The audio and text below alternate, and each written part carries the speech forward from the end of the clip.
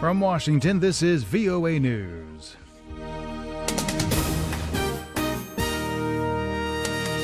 Hello, I'm Steve Miller. Officials in Afghanistan say a suicide blast inside a crowded Shiite Muslim mosque in Kabul has killed at least 40 worshippers and wounded dozens more. Ayaz Gul has details. It was, in fact, a crowded mosque for Shiite Muslims where a suicide bomber just walked in and blew himself up.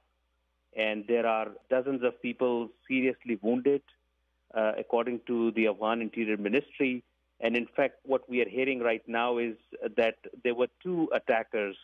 And as soon as the first one blew himself up, there was a second attacker. He was armed with automatic weapons, and he started shooting at the crowd. That was reporter Ayaz Gul. Militants killed 14 policemen and wounded 8 in a shootout during a raid Friday on a militants' hideout southwest of Cairo. Marissa Melton has more.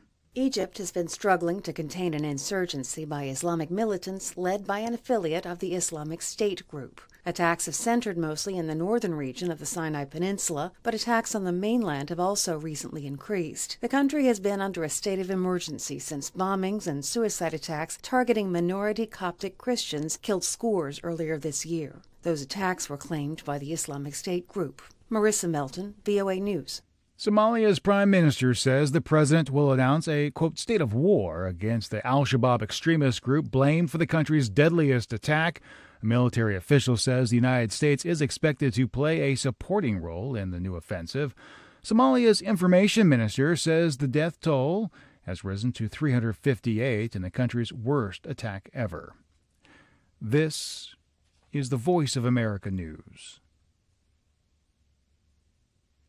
Aid agencies reported nearly 7,000 Rohingya refugees stranded in dire conditions on the Bangladesh side of the border with Myanmar have been allowed to enter the country of refuge.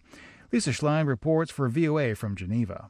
The refugees who were stranded for 4 days in no man's land are now being assisted by aid agencies in Cox's Bazar. Spokesman for the International Organization for Migration, Joel Millman, says the refugees have told aid workers heartbreaking stories about their perilous escape from Myanmar. Talking about families saying that they could only take some of their children out of Myanmar and left others behind with neighbors, people who walked for 11 days. Nearly 600,000 Rohingya have fled violence in Myanmar since late August, and agencies say more are on their way to Bangladesh. Lisa Schlein for VOA News, Geneva. Security sources said Iraqi forces took control on Friday of the last district in the oil-rich province of Kirkuk, still in the hands of Kurdish Peshmerga fighters following a 3-hour battle.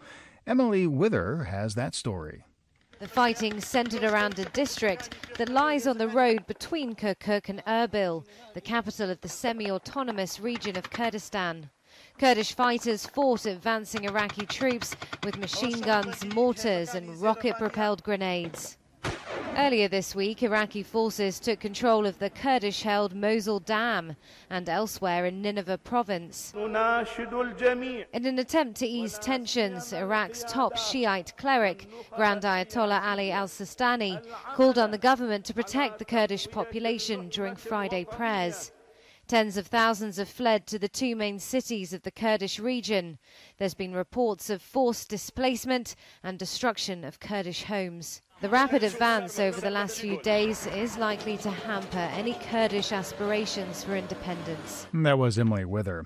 Spain's prime minister says his government will unveil specific measures Saturday to halt Catalonia's independence bid, but refused to confirm if it would include plans to hold a regional election in January.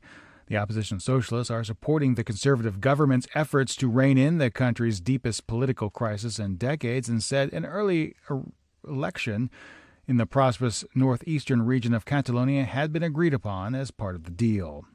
The U.S. military has blamed Islamic State militants for the death of 4 Special Forces soldiers in southwestern Niger and has said it is conducting an investigation into the October 4th attack.